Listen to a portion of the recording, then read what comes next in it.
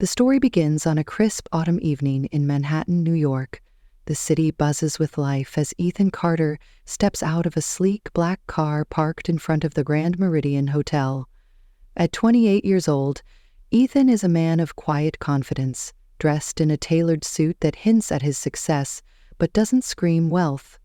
He's just finished attending a charity gala on the top floor, a night of small talk and forced smiles with wealthy donors. Ethan isn't one for the spotlight, though.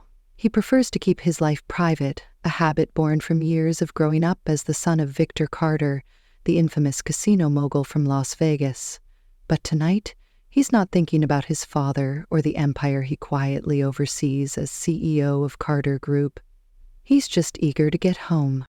As Ethan walks through the hotel's marble lobby, his polished shoes clicking against the floor, he hears a commotion echoing from a nearby hallway. Curiosity pulls him toward the sound.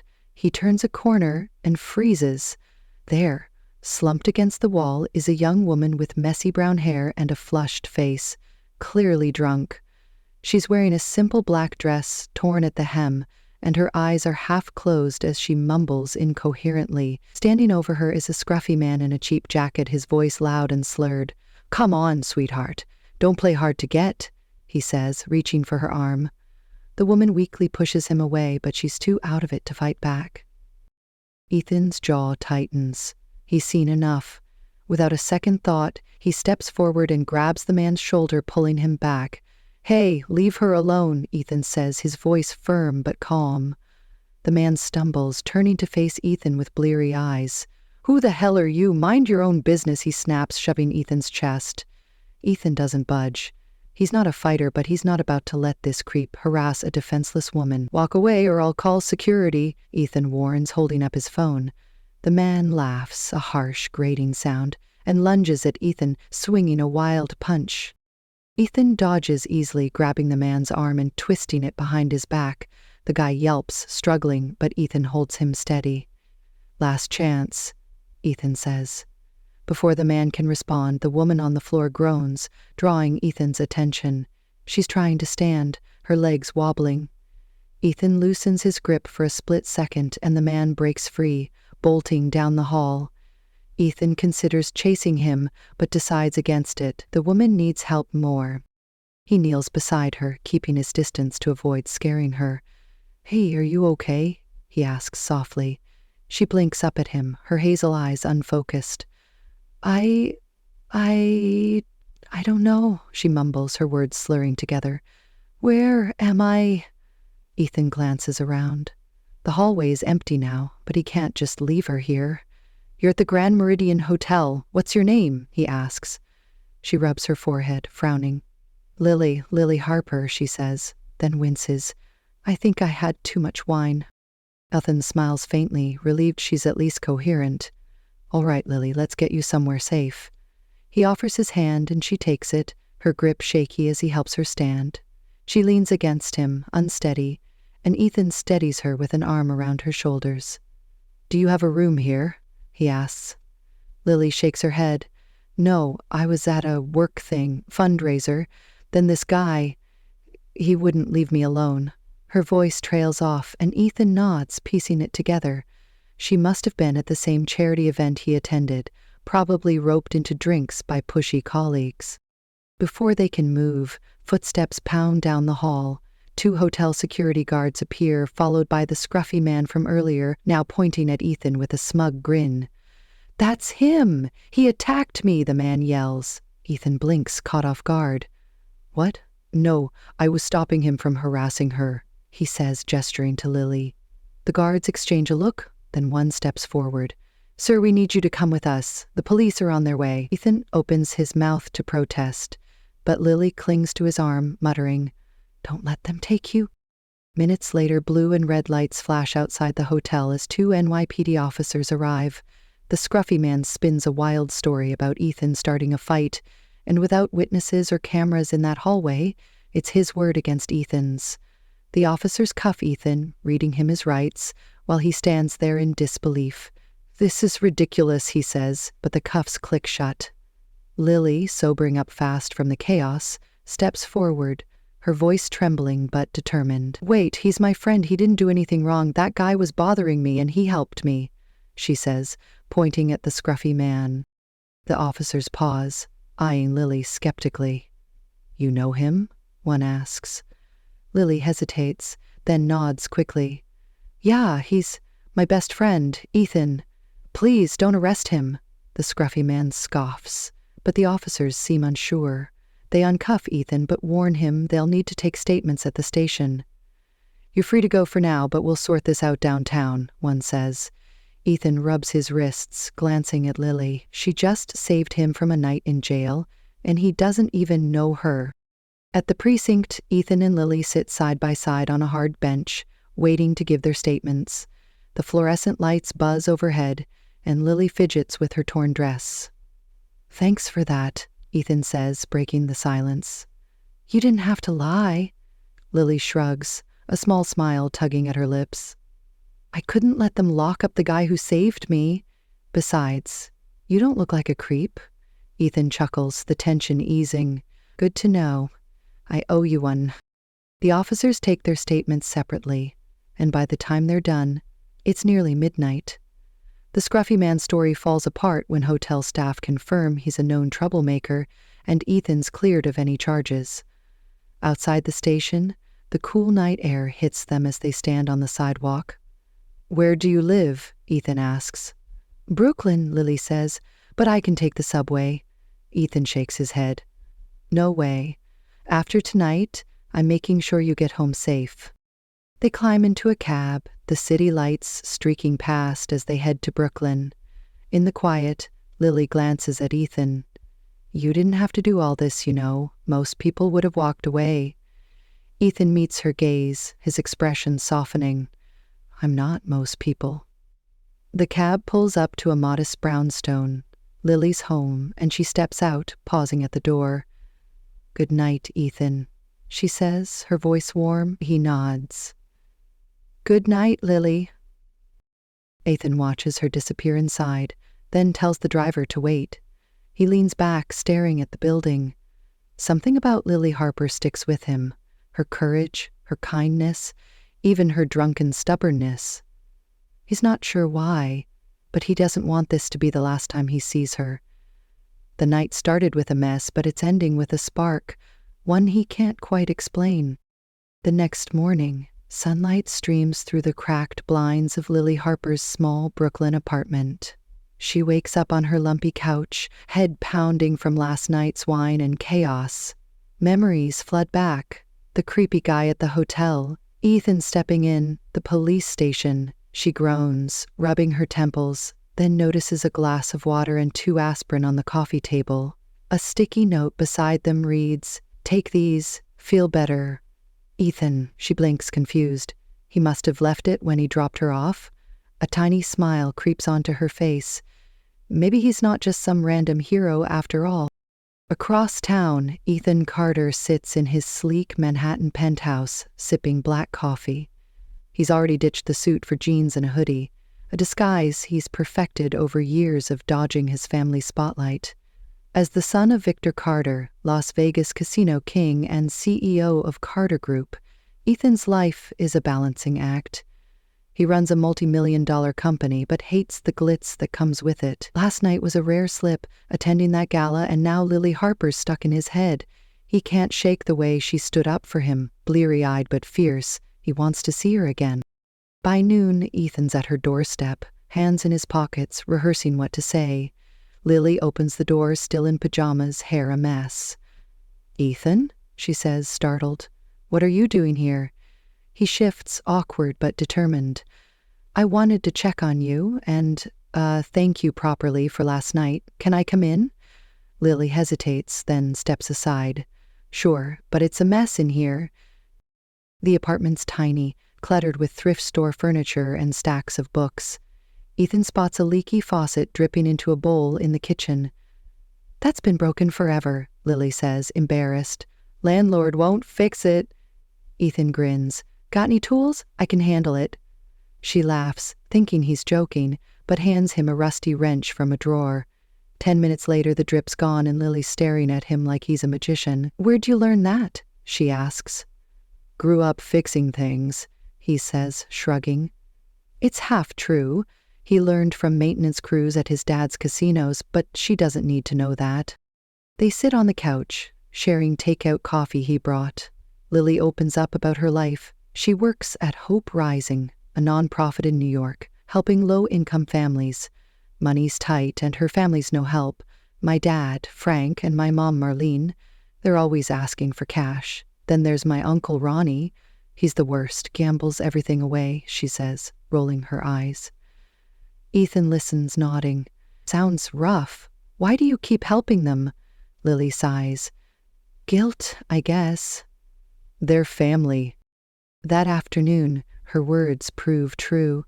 The doorbell buzzes and Frank Harper barges in, a burly man with a stained jacket and a loud voice. Lily, we need $500. Ronnie's in debt again, he says, ignoring Ethan. Lily's face tightens. Dad, I don't have it. I barely paid rent, Frank scoffs. You're always working that do-gooder job. Spare some change. Ethan stands, casual but firm. She said no, Frank. Maybe Ronnie should try a job instead of slots. Frank glares. Who's this punk? Lily jumps in. He's my friend, Dad. Leave him alone. Frank grumbles but backs off when Ethan doesn't flinch. Fine, but we'll be back, he mutters, stomping out. Lily slumps, apologetic. Sorry about that. They're a lot. Ethan waves it off. No big deal. I've dealt with worse. He doesn't mention the casino bouncers he's managed or the boardroom sharks he's faced. Instead, he says, you shouldn't have to handle them alone. Over the next week, Ethan keeps showing up. He brings groceries one day, claiming they were on sale, and cooks Lily a simple pasta dinner. She teases him. You're too good at this. What's your deal? He laughs. Just a guy who likes to eat.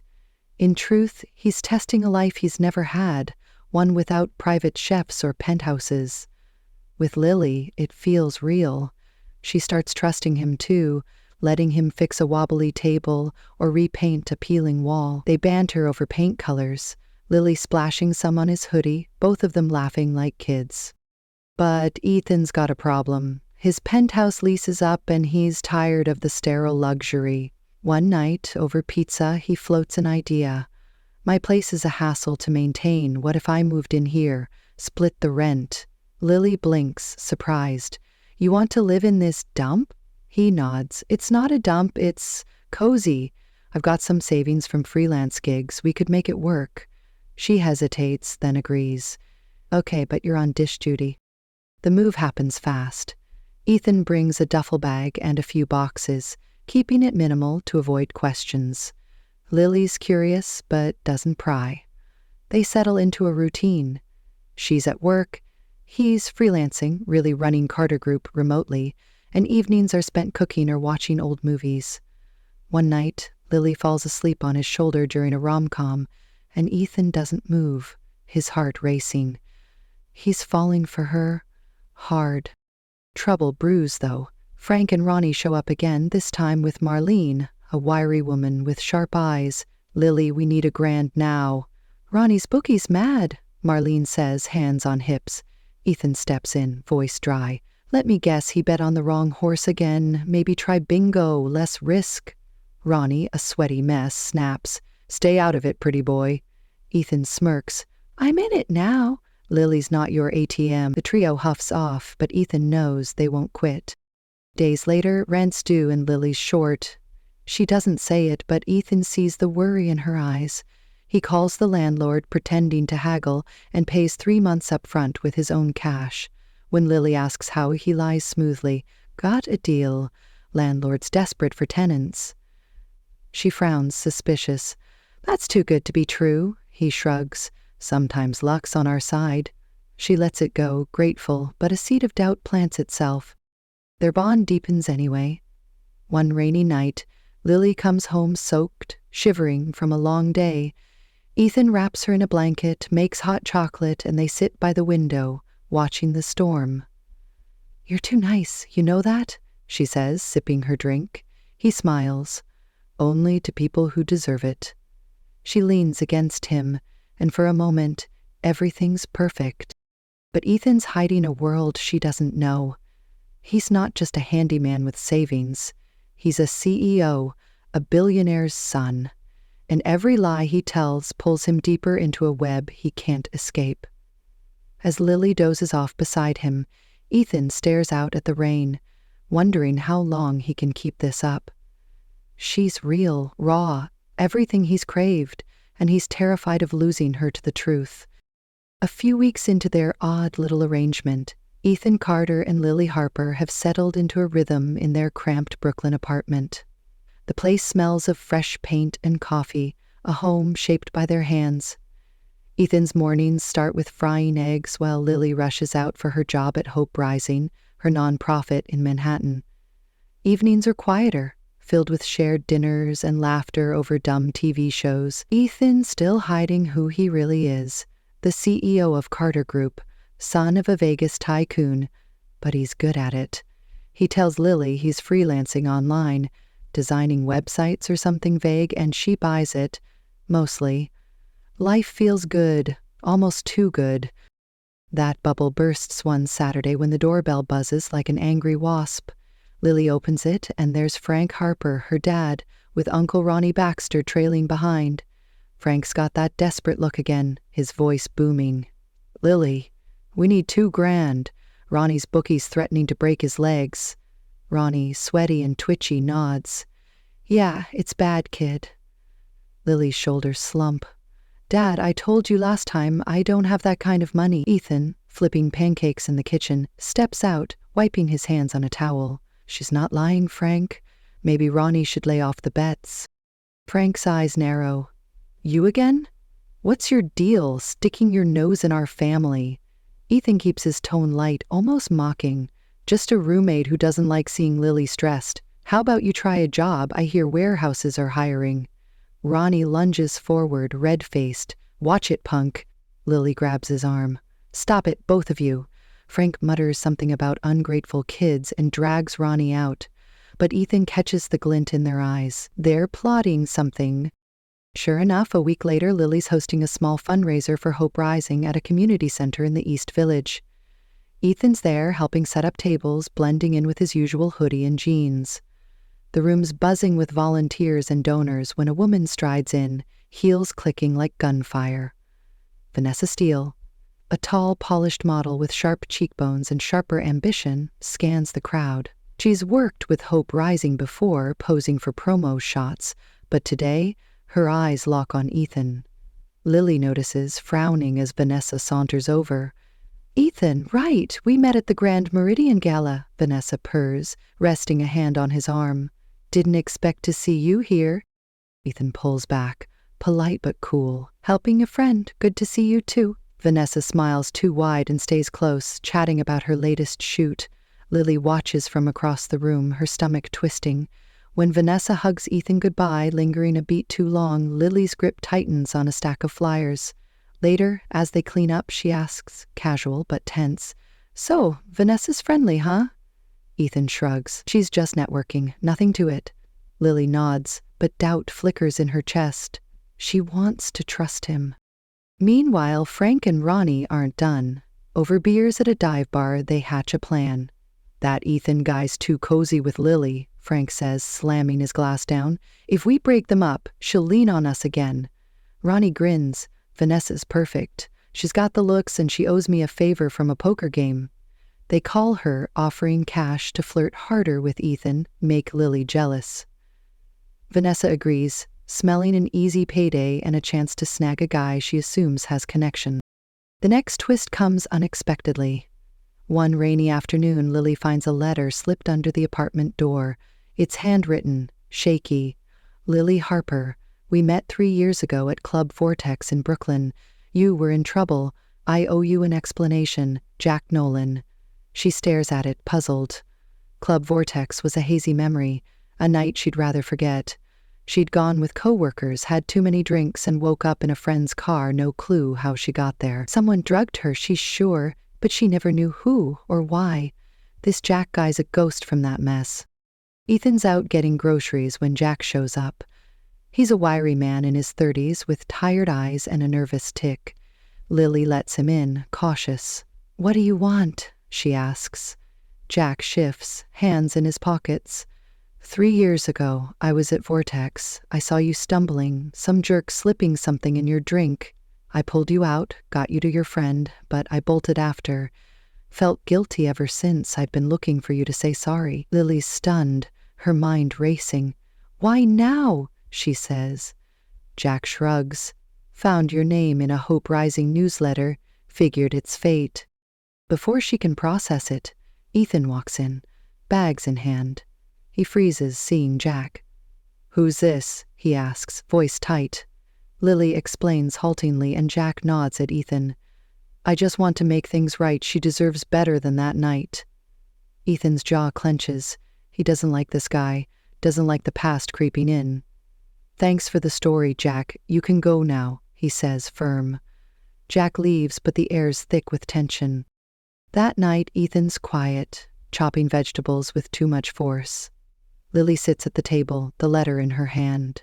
You okay? She asks. He turns, eyes stormy. That guy bothers me. What if he's lying? And why's he here after 3 years? Lily bristles. I don't know, Ethan. It's my past, not yours. Why do you care so much? He sets the knife down, voice low. Because I care about you more than you think. She softens, but the words sting. You don't own me, she says, standing. I need some air.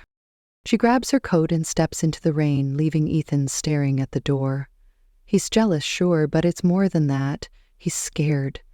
Lily's past, her family, Vanessa, it's all piling up, threatening the simple life he's built with her. He sinks onto the couch, head in his hands. He's falling deeper every day, and the lies he's told, the truth he's hidden, feel heavier than ever. Outside, Lily walks the wet streets, hood up, mind spinning. Ethan's her rock, but he's cagey, always dodging questions about his life. And now Jack's stirred up old wounds. She wants to trust Ethan, believes he's good, but something's off. She stops under a street lamp, rain dripping down her face, and wonders if she's in over her head. Back at the bar, Frank and Ronnie toast their scheme. Vanessa's in. She'll turn up the heat, Ronnie says, grinning. Lily won't know what hit her. They don't see the storm brewing, the one that's about to test Ethan and Lily like never before. For now, the pieces are moving, and the game's just getting started. The rain from last night has cleared, leaving Brooklyn streets slick and shiny under a gray November sky. Inside their small apartment, Ethan Carter and Lily Harper move around each other like strangers. The fight about Jack Nolan lingers, unspoken but heavy. Lily's at the sink, washing dishes with quick, sharp movements, while Ethan sits at the table staring at his coffee. He wants to fix this, to tell her everything, who he really is, the CEO of Carter Group, the son of a Vegas casino king. But every time he opens his mouth, the words stick. She'd hate him for lying, he's sure of it. Lily breaks the silence first, her voice tight. I'm heading to work. Big meeting today. She grabs her coat, avoiding his eyes. Ethan nods. Need a ride? She shakes her head. I'll manage. The door shuts behind her, and Ethan's left alone, the quiet pressing in. He knows he's losing her, not to Jack or anyone else, but to the wall of secrets he's built. He grabs his phone, tempted to call her, but stops. Words won't cut it anymore. He needs to act. At Hope Rising's office in Manhattan, Lily's distracted.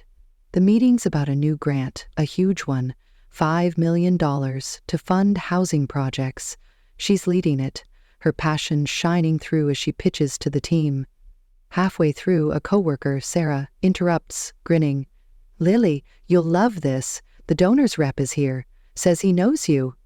Before Lily can ask, the door opens, and in walks Tom Grayson, a lanky guy in a suit, Ethan's old college buddy, now a Carter Group exec.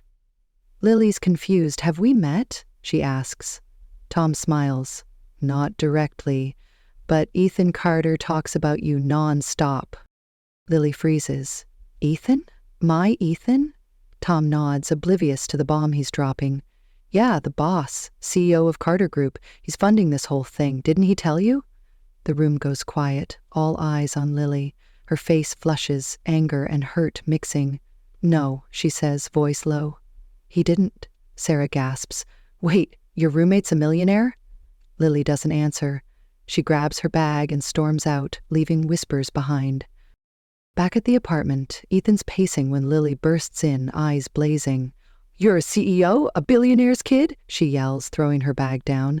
Ethan winces. "Lily, I can explain," she cuts him off. "Explain what? That you've been lying to me for weeks? Pretending you're some broke freelancer while you're sitting on millions?" He steps toward her, hands out. "I wasn't pretending to care. I hid it because I didn't want you to see me as that guy, the rich jerk." She laughs. Bitter. "Too late. I trusted you, Ethan. I thought you were real." He tries again, voice breaking. "You're the realest thing I've ever had. My whole life, people want me for money, power. You didn't. You saw me, not the name." Lily shakes her head, tears welling. "I don't even know who you are. Us, it's over." She grabs her coat again, heading for the door.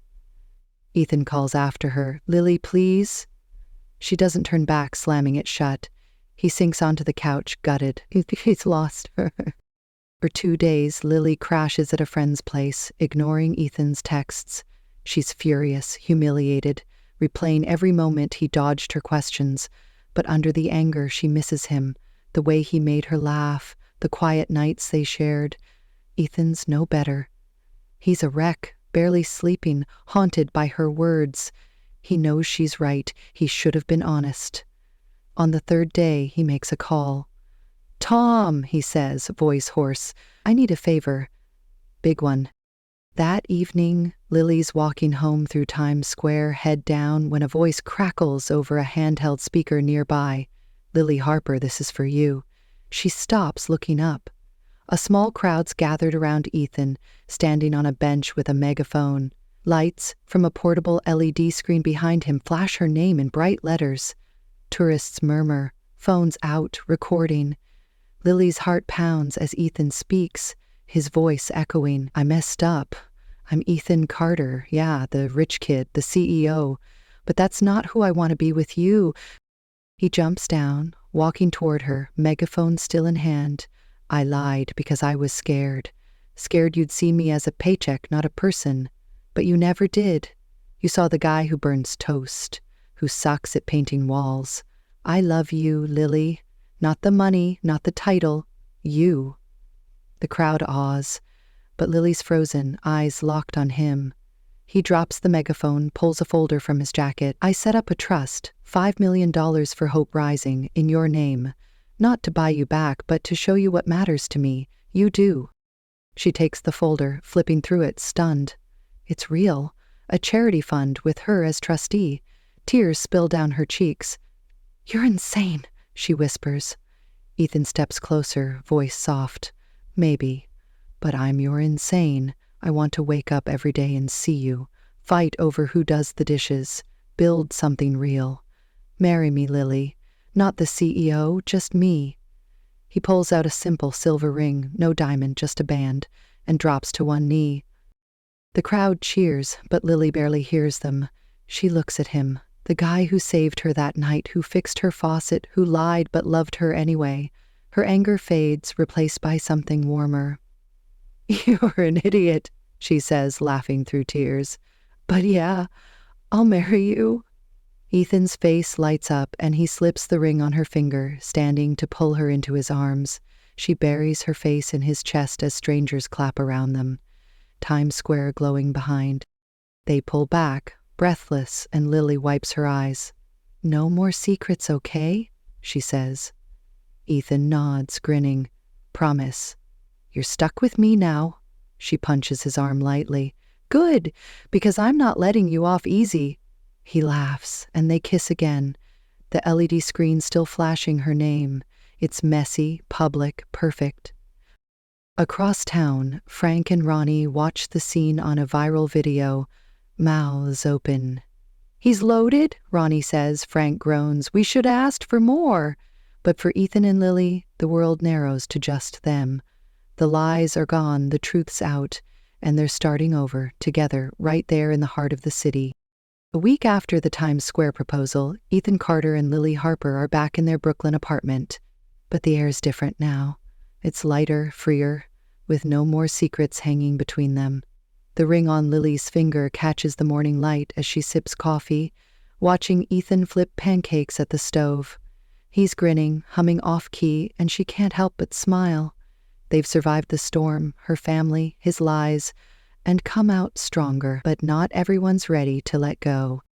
The doorbell buzzes, sharp and insistent. Lily opens it and there's Frank Harper, Marlene, and Ronnie Baxter, all red-faced and loud. "Lily, your rich fiancé's got cash to burn," Frank says, jabbing a finger. "Buy us a house, upstate, 3 bedrooms, nice yard." Marlene nods. "And Ronnie needs a car, nothing fancy, just reliable." Ronnie chimes in. "Yeah, and some cash to tide me over." Lily stares incredulous. "You're unbelievable." "I'm not your bank." Ethan steps up behind her, calm but steely. "You heard her, no handouts. Keep pushing and I'll have my lawyers sue you for harassment, maybe throw in fraud for that Vanessa stunt." Frank blinks, thrown. "What stunt?" Ethan smirks. "Hiring her to break us up? We've got texts, recordings. Want to test me?" Marlene pales, tugging Frank's arm. "Let's go, he's bluffing." Ethan pulls out his phone, dialing. "Hey, Tom, get legal on the line." Ronnie bolts first, then Frank and Marlene scramble after, muttering curses as they flee. Lily shuts the door, laughing. "Did you really record them?" Ethan winks. "No, but they don't know that." She shakes her head, amazed. "You're something else." He pulls her close. "Just protecting what's mine. Us." She rests her head on his chest, feeling safe, finally free of their shadow. Across town, Vanessa steals in her own mess. A blogger digs up her deal with Ronnie, posting screenshots of her bragging about sabotaging Lily's fundraiser. The story blows up online, and Hope Rising drops her as a spokesperson. She calls Ethan, desperate, but he shuts her down. "You made your bed, Vanessa. Lie in it." Her career's toast, and she's out of their lives for good. Jack Nolan's the last loose end. A letter arrives, short and simple. "Lily, I got it wrong. Wasn't you at Vortex. Sorry for the trouble, Jack." Ethan reads it over her shoulder, relieved. "Good, one less ghost." Lily nods, tossing it in the trash. "Past done. I've got you now." A month later, they're out of Brooklyn, settled in a cozy house in Nyack, just north of the city. It's small, wood-paneled, with a porch overlooking the Hudson River. Ethan's traded his penthouse for this, and he loves it. Lily's still with Hope Rising, now running the Harper Fund, the $5 million trust Ethan set up. She's their ambassador, her name on every project, a dream come true. One crisp morning, Ethan's in the kitchen making scrambled eggs. Lily wanders in, wrapped in a blanket, hair messy from sleep. "Smells good," she says, stealing a bite. He grins. "Only the best for my wife-to-be." She sits watching him, and he turns, serious for once. "No more lies, Lily. I'm here, all in, every day." She reaches for his hand. "I know, me too." They eat in comfortable silence, the river sparkling outside. Ethan clears the plates, then pulls her up, spinning her into a goofy dance. She laughs, tripping over his feet, and they collapse onto the couch, breathless. "We're a mess," she says. He kisses her forehead. "Yeah, but we're our mess." The story ends there, with two people who found each other in chaos and built something real. Ethan didn't need his wealth to win her, and Lily didn't need to run from her past. Love, they learned, isn't about money or perfection. It's trust, showing up, sharing the load. Out there, the world keeps spinning, but in their little house, it's just them, and that's enough.